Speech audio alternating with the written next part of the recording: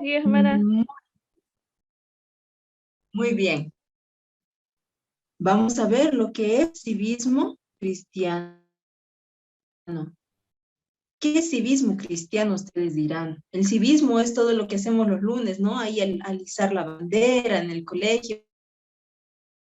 ¿Pero a qué se referirá el civismo cristiano? ¿Qué diferente tiene el civismo cristiano? Vamos a empezar a decir, ¿no?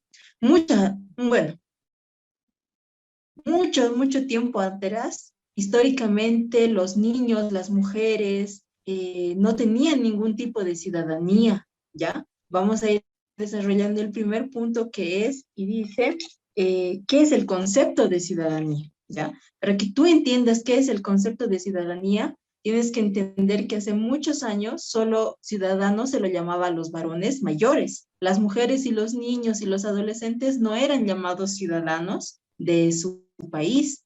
La ciudadanía que implica derechos y deberes que deben ser cumplidos por ti.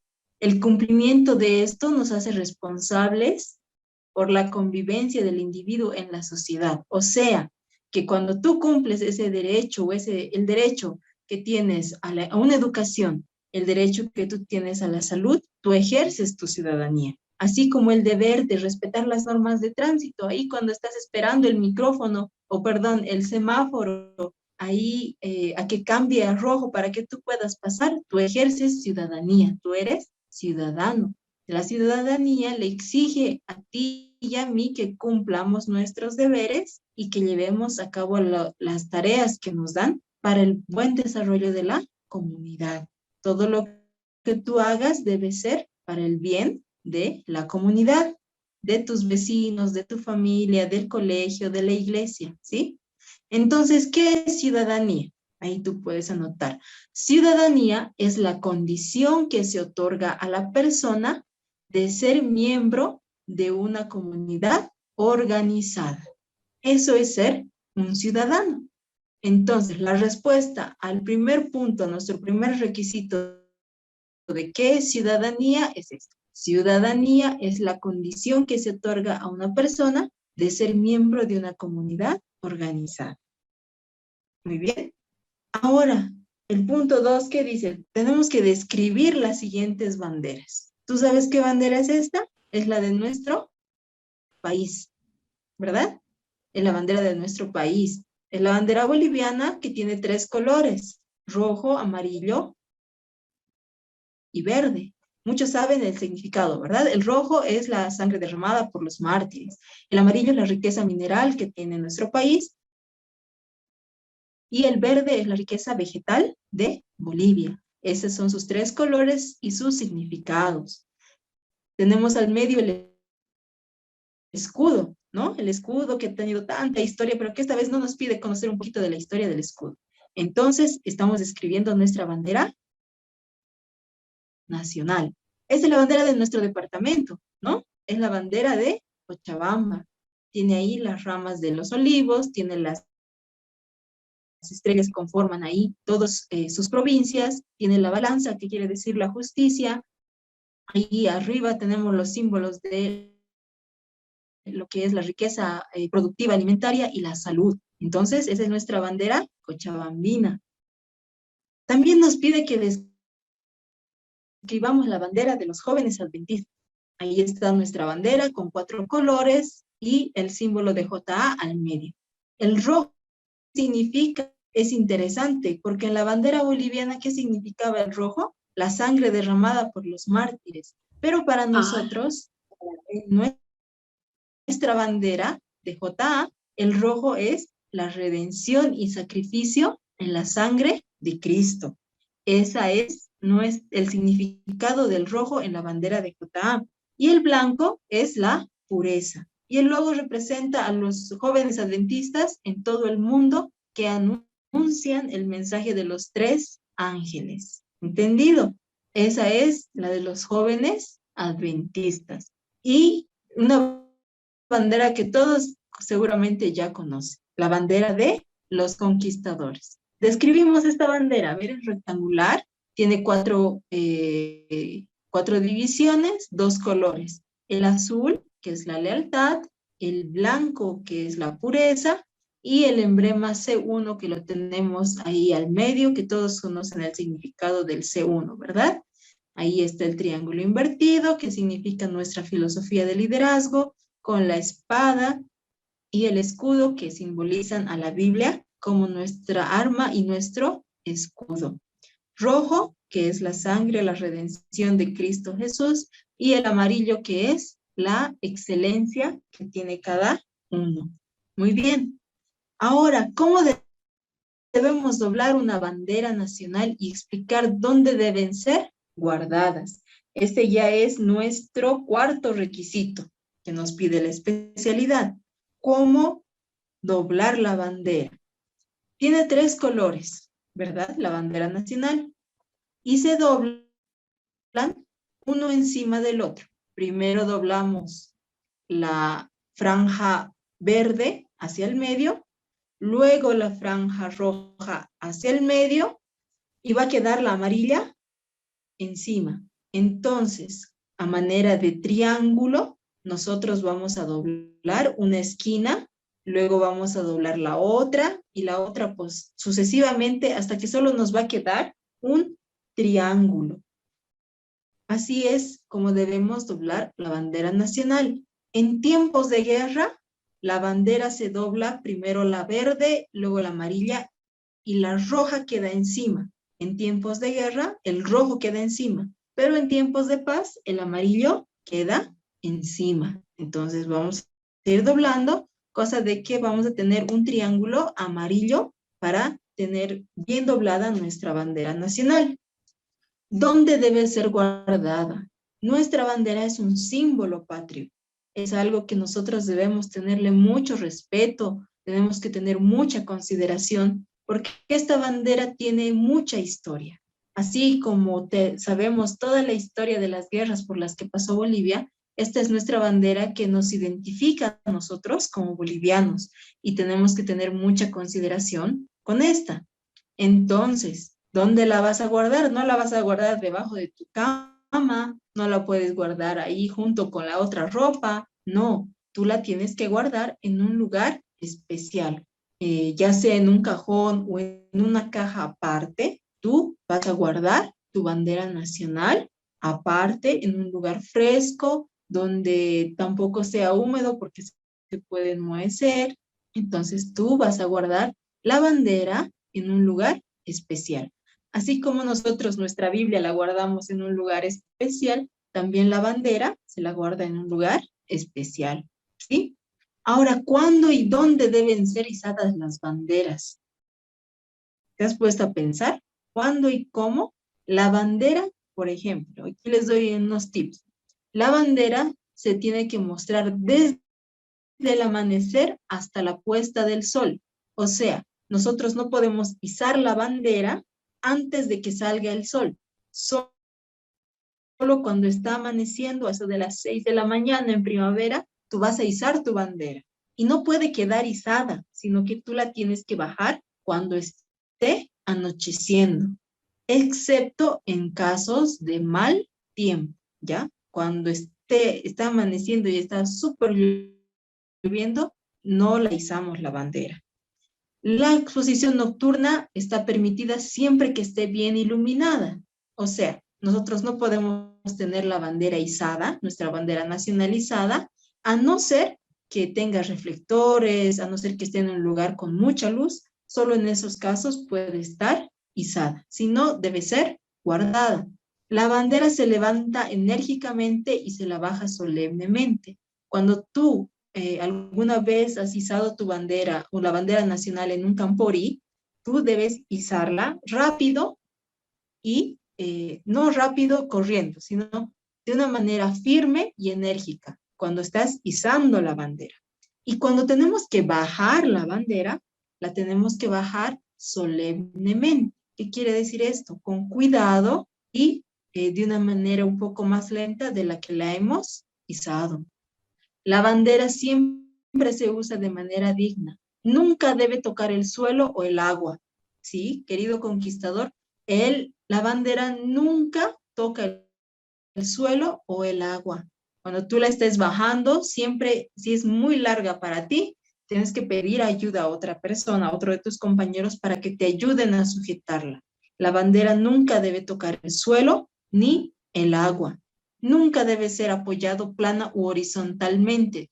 O sea, tú no puedes dejar la bandera extendida en el suelo. No puedes dejarla ahí como mantel. Nunca debe ser apoyado, pero siempre en la parte superior y libre para agitar naturalmente. O sea, tiene que estar en un mástil. Nunca se utiliza como una cubierta para mesas, sillas o cualquier otro tipo de cortinas. Nuestra bandera no es un objeto cualquiera. No va a estar colgado ahí en tu cama, no puede estar ahí colgado en una mesa, en una silla. Siempre en un estandarte o con un mástil o bordón. Nunca es utilizado como un sobre para contener, transportar o enviar cualquier objeto. No es eso, ¿sí? No puede colocarse en una posición inferior a otras. Cuando tú vas ahí, ¿tú qué banderas izas en el Camporí? A ver, ¿tú qué banderas las izas? Las izas la bandera nacional, izas la bandera de tu departamento, izas la bandera del Conquist e izas la bandera del club. Algunos izan las banderas del club. Entonces, tú, cuando izas estas banderas, la nacional nunca puede estar a la par de las otras. Siempre tiene que estar un poquito más arriba de las otras banderas, ¿sí? Nunca al mismo nivel. Cada bandera debe ser izada en una asta, en un bordón, evitando la superposición de banderas, a no ser que sea en una estructura de T. Algunas veces nosotros hemos utilizado esa estructura en algún camporí, donde se han izado varias en un solo mástil, pero tenían una forma de T, cosa que la nacional siempre quedaba arriba, ¿sí? Cuando hay muchas banderas nacionales, o sea, de otros países, estas siempre deben seguir unas a otras en orden alfabético. Siempre. Si nos juntamos en un camporí, ahí todos los de la división sudamericana, el orden de las banderas es ese, en orden alfabético. Argentina, Brasil, Bolivia, Chile, entonces van en orden alfabético y todas a un mismo nivel. Y cuando estamos en una exposición de banderas en línea, la nacional siempre debe ocupar el puesto central, ¿sí?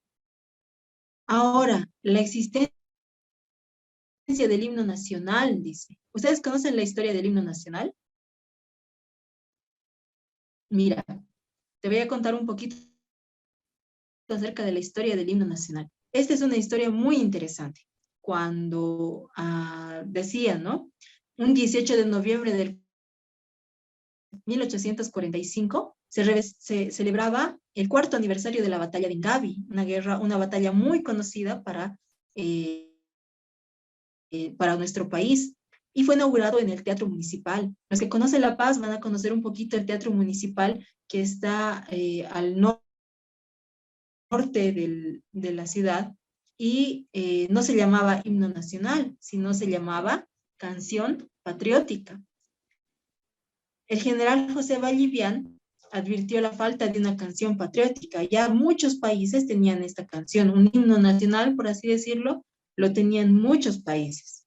Pero Bolivia aún no tenía este himno nacional. Entonces, el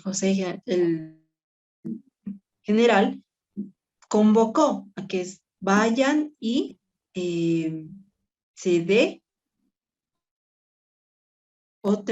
se dé la creación de un himno nacional. Dice que cuando se empezaron las prácticas, las bandas pequeñas del ejército, dice, no eran bandas, o sea, ejecutaban piezas populares, un poquito cortitas, dice, y repetían las marchas de los ejércitos españoles, que era la mayor influencia en ese tiempo, pero nada hacía que las personas sintieran ese fervor patriótico que tenían que tener. Entonces, llegó de Chile un compositor, y este compositor era Leopoldo Benedetto Vincenti, quien y nuestro general lo invitó a componer bajo contrato, lo contrató, en la música del himno nacional. Esta persona compuso la letra y dice que se ponía a practicar con todas las bandas militares todos los días. ¿Por qué? Porque las bandas militares de nuestro país no tenían el suficiente nivel para ejecutar una música como él tenía en mente. Y faltaba la letra.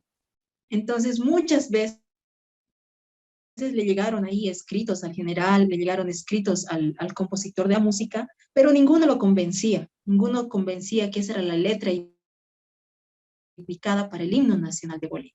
¿Y qué es lo que pasaba? Lo que pasó es que encontraron a una persona, bueno, apareció una persona que estaba ahí, era boliviano, era, tenía mucho fervor y mucho civismo, y este señor fue el doctor José Ignacio de San Ginés. Él era abogado, era poeta, y le presentó algunos versos inspirados a Vincenti, que le gustó mucho y por eso entendió y era la letra, fue la letra de nuestro himno nacional. La mañana del 18 de noviembre de ese mismo año había una retreta en la Catedral de la Plaza Murillo frente al Palacio de Gobierno a las 12 en punto. Y se había anunciado esto a todos, ¿no? Todos los ciudadanos que tenían que ir, que se iba a estrenar la canción patriótica de Bolivia. Entonces, las bandas militares de los batallones, el quinto, el sexto y el octavo batallón, hicieron escuchar por primera vez, dice, los vibrantes acordes de la canción patriótica. Esa misma noche se estrenó en el Teatro Municipal que recién había sido construido, en realidad fue su estreno, donde asistieron el presidente de la República, todo el gabinete, autoridades y público. Entonces se interpretó en su integridad y dice que el coro emocionó a todos, incluido a este compositor chileno, que incluso lloró de la emoción de conocer el himno nacional boliviano. Hay muchas historias que rondan respecto a nuestro himno nacional. Por ejemplo, que nuestro himno nacional, que Leopoldo Benedetto Vincenti agarró y ya tenía la composición, pero esta composición la había compuesto para otro país y ese país la negó, no le gustó y la negó. Entonces Vincenti vino a Bolivia, lo contrataron para hacer el himno y es que es de ahí que adapta el himno para lo que es en nuestro país. Hay muchas historias muy interesantes que rondan a nuestro himno, pero la razón y la existencia de nuestro himno nacional es porque no teníamos un himno, una canción patriótica. El general Vallivian, un ciudadano muy vehemente de lo que es Bolivia, porque habíamos atravesado muchas guerras, muchas batallas, entonces se hizo lo que es el himno nacional. Esa es la historia de nuestro himno y el por qué se había compuesto y cuál era más o menos las razones. Otro de nuestros requisitos dice que busquemos los significados de las palabras desconocidas del himno nacional. La mayoría conoce, yo sé que en sus colegios han buscado, los profesores de música generalmente siempre hacen ese ejercicio de buscar las palabras un poquito más difíciles del himno para explicar el significado. Por ejemplo, la primera frase es bolivianos helado propicio. ¿No? ¿Qué será helado? Helado significa el destino. Propicio, ¿qué es? Es favorable. Coronó, otra palabrita que tenemos ahí al principio, dice, ¿qué es? Es completar, hacer realidad. Anhelo es un deseo vehemente. Ya para terminar el himno hay otra palabrita que son aras, ¿verdad? Y dice que ¿qué son las aras? Era un altar, una piedra sobre el que se ofrecían sacrificios a una divinidad. Hay una historia inclusive, hay una redacción muy interesante de lo que significa el himno nacional, cruzada con la historia de nuestro país. Se las voy a pasar ahí a sus directores si alguien quisiera conocer. Es muy bonita esa descripción que enlaza cada parte del himno nacional, cada estrofa, con la historia del país a través de las batallas y las guerras que hemos tenido, ¿no? Y cómo ha sido inspirado el himno nacional en esas batallas. Después, ¿qué nos dice la especialidad? Tienen que recitar la letra del himno nacional de memoria. A ver, ¿todos conocen el himno nacional de memoria o alguien no conoce? ¿Quién Llevo... no conoce? ¿Conocen? Todas las Yo estrofas. la De memoria. conozco. ¿Conoce? Sí, La sí, conozco, pero llevo el día sin 9 estrofas. cantarla. Las 9 estrofas. Muy bien, las 9 La estrofas. conozco, pero me olvidé. Ahí ya vamos a rememorar, ¿ya? Ustedes van a rememorar solitos. Ahorita no podemos cantarlo porque no estamos, tendríamos que ponernos de pie por reverencia. Tendríamos que cantarla en coro general y entonces por eso no vamos a hacerlo hoy día, ¿ya? Pero tú conscientemente, si tú sabes y sabes de memoria el himno nacional, entonces tú vas a recitar el himno y cantarlo de una manera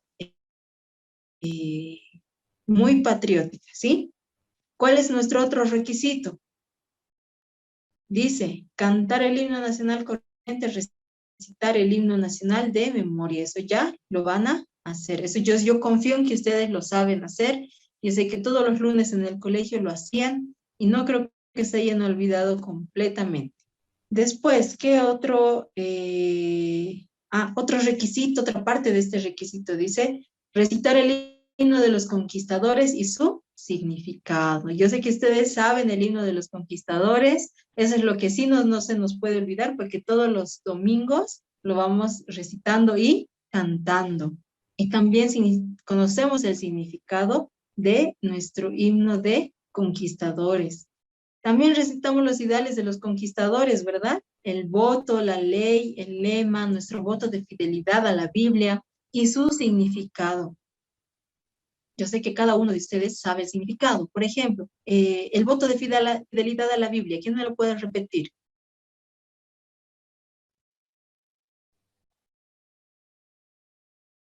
¿Hay alguien?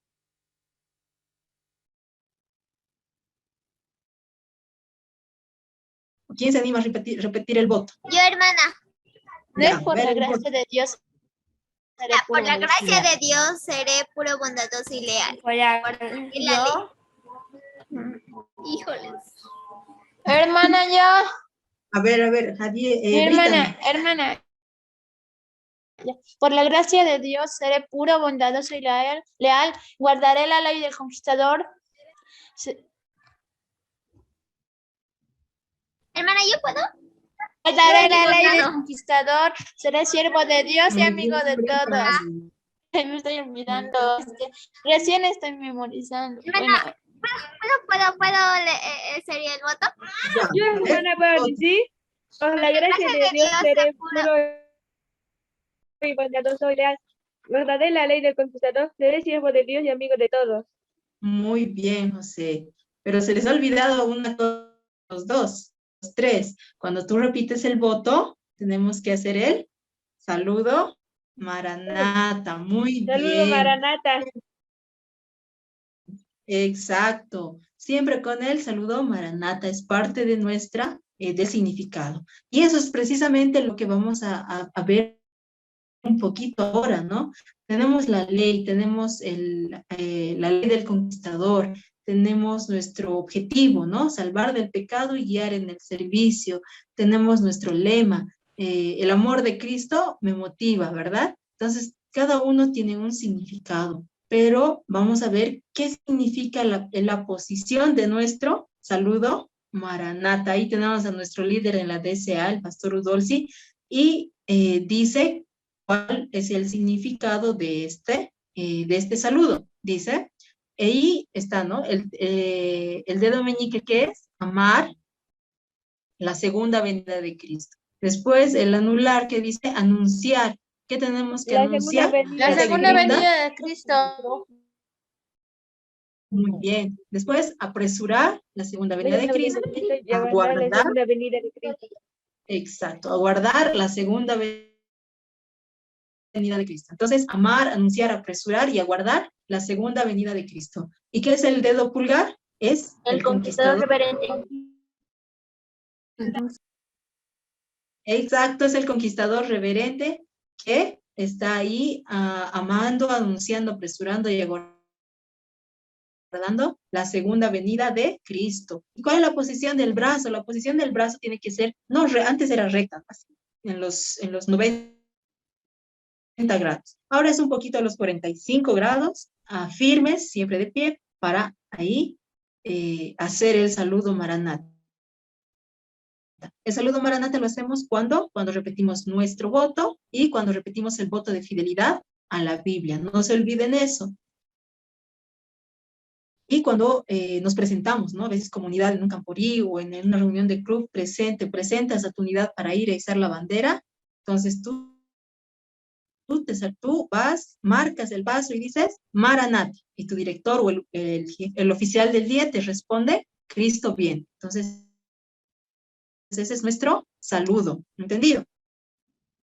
Ahora, dice, otro requisito que tenemos, dice, explicar el significado de la declaración que dijo Mateo 22:21, dar al César lo que es del César y a Dios lo que es de Dios. ¿Qué creen que significa esto? A ver, conquistadores, ¿qué creen que significa que hay que esto? dar lo que le debemos a César y darle a Dios lo que le debemos a Dios. Hermana, eso es como dar el diezmo. Hay que El dar diezmo. primero el diezmo a Dios y después dar lo demás a lo que debemos, a lo que nosotros debemos. Ya. Hermana, eso significa el 10% devolver a Dios. Muy bien, a ver. ¿Saben qué? Les voy a contar la historia de más o menos, y dice en la Biblia, qué es lo que pasaba, ¿no? Estaban todos ahí reunidos, Jesús estaba ahí respondiendo preguntas, estaba predicando, y de repente se le acercan y le dicen, maestro, ¿debemos pagar el impuesto al César? Y todos guardaron un silencio grande, y estaban esperando esta respuesta de Jesús. ¿Por qué?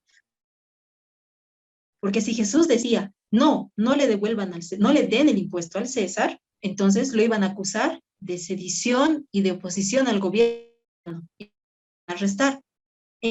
Pero si decía, sí, tienen que dar el impuesto al César, estaba yendo en contra de las leyes de Moisés, estaba yendo en contra del gobierno teocrático, de que Dios es el único líder del pueblo judío. Entonces, todos estaban a la expectativa de saber qué iba a responder Jesús, qué iba a responder el maestro. Y Jesús les dijo eso, ¿no?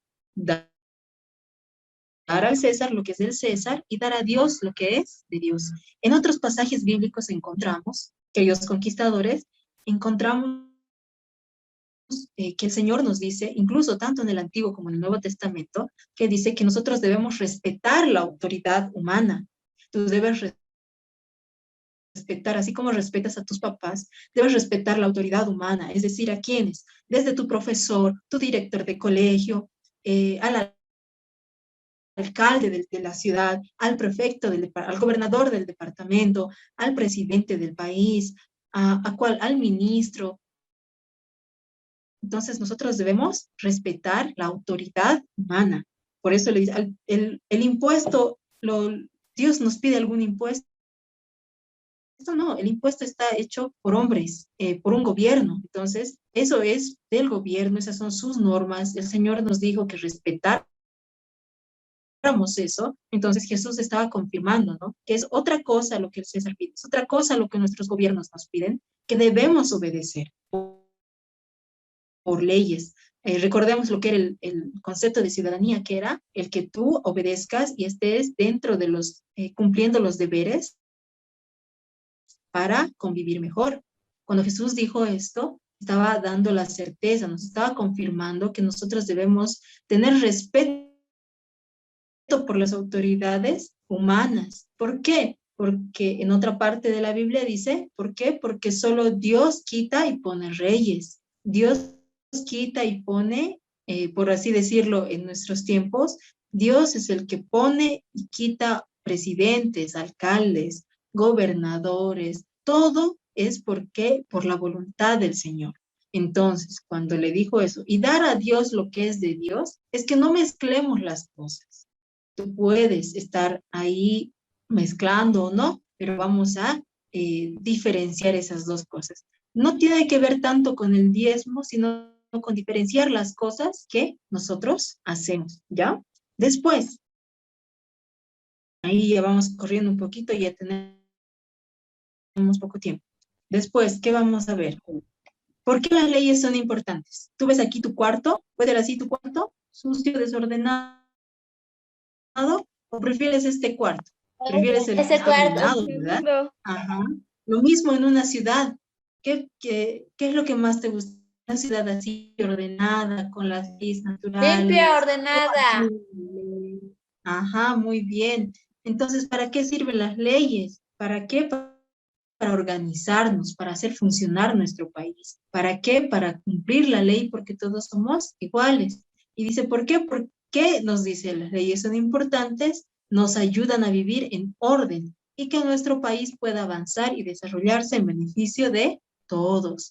Entonces, cuando tú cumples la ley de esperar a que el semáforo cambie para avanzar o parar, estás ayudando a vivir en orden y avanzar todos para un mejor desarrollo, ¿sí? El botar la basura en donde se debe, no en la calle, no talar árboles, son leyes que son importantes. Ahí dice, busca en la constitución de tu país una lista de al menos 10 derechos. Ahí tenemos la constitución y dentro de toda la constitución hay esos 10 que les he puesto, a la vida, a la integridad física, al agua, a la alimentación, a la educación, a la salud, a una vivienda adecuada, servicios básicos, derecho al trabajo, derecho a elegir y ser elegido. Ahí tenemos los 10 derechos importantes que garantizan nuestra Constitución, ¿sí? Ahora, ¿cuáles son los deberes más importantes de un ciudadano en el país y qué hacer cuando chocan con los deberes cristianos? Ahí tenemos rápidamente, les muestro 10 deberes que tenemos nosotros, todos nosotros como ciudadanos.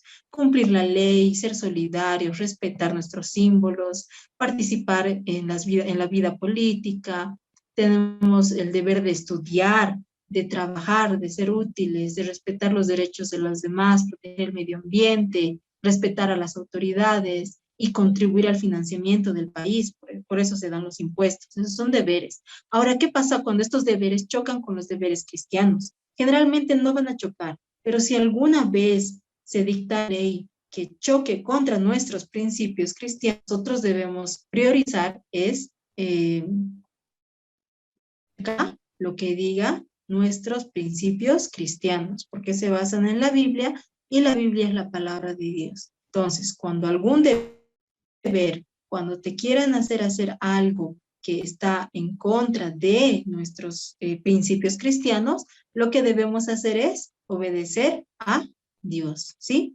Ahora dice, describe el sistema de gobierno del país. Nosotros tenemos una forma de gobierno democrático y se divide, para que ustedes sepan, en 3. Órgano ejecutivo, el legislativo y el judicial. El ejecutivo está compuesto por el presidente para que gobierne 5 años y este presidente supervisa a los ministros, que son 21. El presidente y sus ministros, órgano ejecutivo. Después está el legislativo, compuesto por la Cámara de Senadores y la Cámara de Diputados, la de senadores 36 y la de diputados está compuesta por 130 representantes, ¿ya? Todos ellos hacen y generan leyes que todos nos regimos, ¿sí?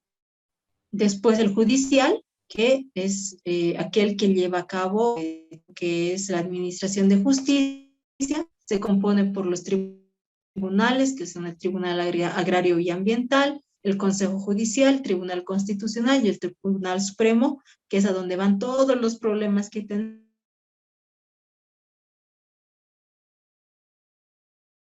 Electoral, el último que ha sido creado, que se encarga de administrar toda la elección de autoridades, cuando nosotros vamos a votar, cuando sus papis van a votar, entonces quien se hace cargo de esto es el órgano electoral. Aquí hay una serie de requisitos y ya terminando que tú vas a hacer por tu cuenta. Tú tienes que ir a hacer una entrevista a una autoridad y preguntarle qué es lo que él hace y qué actividades hace él en ese cargo. Y hacer un pequeño resumen de a quién has ido a visitar y qué le has preguntado, ¿sí? Después vas a hacer una investigación de una persona famosa, ¿sí? Y lo vas a redactar, vas a resumirlo en una hoja a una persona famosa del país, a la que tú quieras. ¿De quién quieres investigar? De algún presidente que ya hemos tenido, de algún escritor, de algún músico, de algún, no sé, de ¿Pintor? alguna... ¿Qué pintar? Sí, puede ser algún pintor, tenemos ahí varias pintoras famosas. Entonces tú vas a hacer ahí un resumen de una hojita, ¿sí? Y también vas a hacer una lista de 10 elementos importantes de una de estas 3 citas. Puedes hacer 10 citas famosas de líderes del país, puedes hacer 10 o puedes nombrar 10 lugares históricos del país o puedes hacer 10 eventos históricos y reconocidos del país. Ahí tenemos todas las batallas que hemos tenido. ¿Ya? Pueden ser de lugares históricos, ¿no? Puede ser del Salar, puede ser de aquí de las heroínas de la Coronilla, de la colina de San Sebastián. Puedes hacer de todo, pero 10 de uno de estos ítems, ¿ya? Muy bien. Después, tú tienes que describir, aquí lo vamos a decir, ahora sí, tú tienes que describir ¿qué se puede hacer como ciudadano para ser un buen ciudadano en la iglesia y en el país? Ahí tú vas a redactar en una hojita qué es lo que tú crees que puedes hacer tú como ciudadano del país y ayudar a la iglesia y al país, ¿sí? Muy bien, queridos niños. chicos. ¿Alguna Provecho, papi, pregunta? provecho, mami, provecho, Iki. ¿Para qué día? Provecho, pollito. Ahí tendríamos la especialidad de... Apaga tu micrófono. Ismael. Están sonando los platos de comida, están de hambre. Apague su micrófono. Ya me más arroyo. Hermana.